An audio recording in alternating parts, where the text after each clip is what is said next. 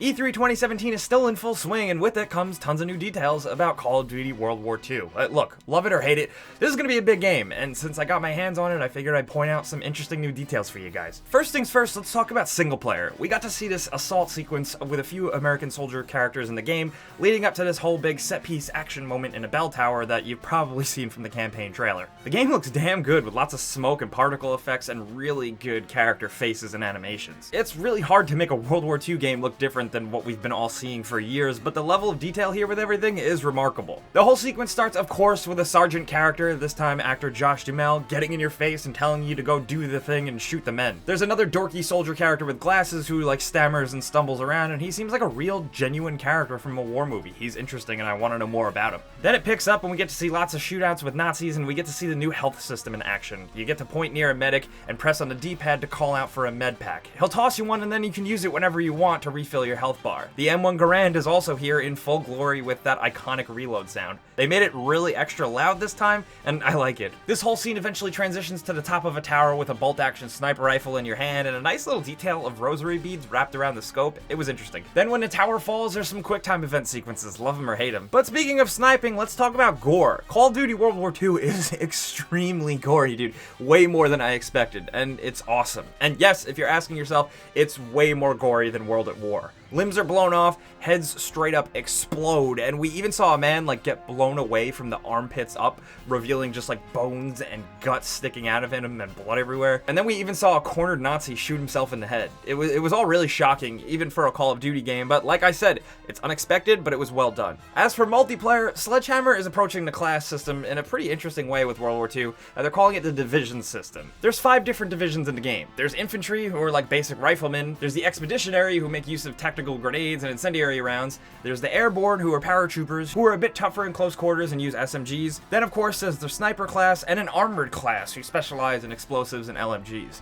Now there's how they work. Each division can use any weapon, but some divisions have skills and perks that work better in tandem with certain weapons. For example, if you use shotguns with the expeditionary perk, you'll be able to make great use of those explosive shells. But there are also cross-division perks called basic trading that are used by all divisions, and the division-specific perks which are called division training. Call of Duty World War II multiplayer is also going to have a social space called Headquarters, and it's similar to something like the Tower in Destiny. In here, you can show off your character, you can show your stats, your rank, and engage in little activities like 1v1 and test weapons at a shooting range. And here, prestiging will be a big deal because you'll do it above everyone on an overlooking cliff in a celebratory way. They try to make it a big deal. And the heads at Sledgehammer think this whole Headquarters thing is, and I quote, the biggest innovation in multiplayer this year. I'm curious to see how players adapt to a social space, considering it's not an MMO style game at all, but I guess it could be an interesting little way to spice things up. But let's talk about this new mode. War Mode is this interesting new multiplayer mode set aside from the standards of the usual stuff like TDM and domination and stuff, where you basically fight World War II battles. Each team has these moving objectives that they need to accomplish in a period of time,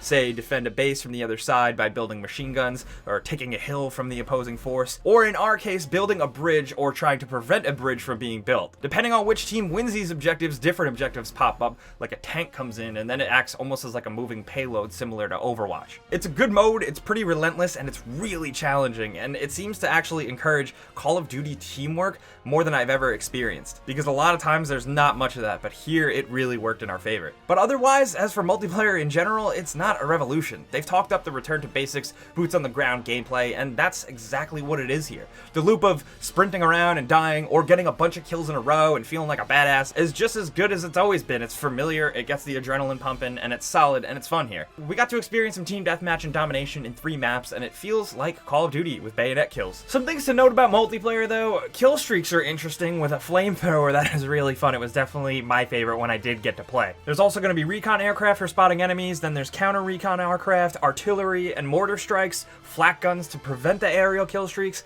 care packages, paratroopers, carpet bombs, and a cool ball turret gunner as the top kill streak. It's pretty cool. It lets you do a flyby from a cockpit and gun people down with a machine gun. It's basically like shooting fish in a barrel, and it's a really easy way to rack up kills. End of matches had a final kills kill cam first, but apparently it's being changed to a play of the game type thing. And I noticed melee kills have a few extra frames of animation to them. It almost feels like you hit someone and then you pull the knife or shovel out of them, if that makes sense. It just feels a tad bit more crunchy, I guess I can say. Oh, and another really small detail for some of you big fans, you can inspect your weapon mid-game. But this multiplayer that we did play was was running on PS4 Pros, and it looked and ran pretty smooth. And for some housekeeping details, there's going to be a private beta for PS4 and Xbox One players dropping in August. Now, Activision was pretty coy about a PC beta, but they didn't rule it out, and I really hope they follow through with one for PC players. The full game, Call of Duty World War II, will release on all platforms on November 3rd, and those are just some new things we picked up on from E3 getting our hands on it. It does seem like a very promising new Call of Duty game. It's simple, but it's solid and it's good. Whether you're actually into that or not, I'm curious to see, so let's talk in the comments. If you've been seeing more stuff coming out about Call of Duty World War II,